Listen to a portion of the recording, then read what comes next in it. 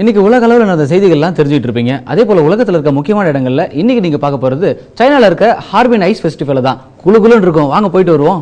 Harbin ice என்பது சீனாவில் ஒரு பிரபலமான விழா ஆகும். 1963 தொடங்கிய இது ஆண்டுதோறும் தவறாமல் நடைபெற்று வருகிறது.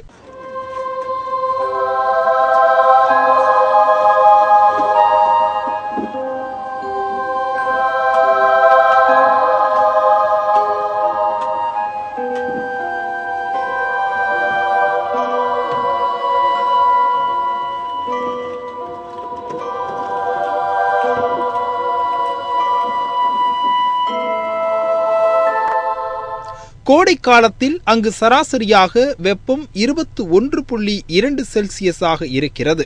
அதனால் இந்த விழா ஜனவரி 5 துவங்கி ஒரு மாதம் வரை நடைபெறுகிறது.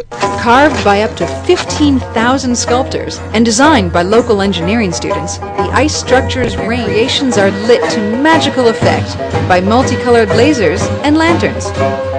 The festival covers an area of 16 acres, lasts for an entire month, and has turned a city lying on the edge of Siberia. உலக அளவில் இதுவே மிகப்பெரிய பனி திருவிழாவாகும்.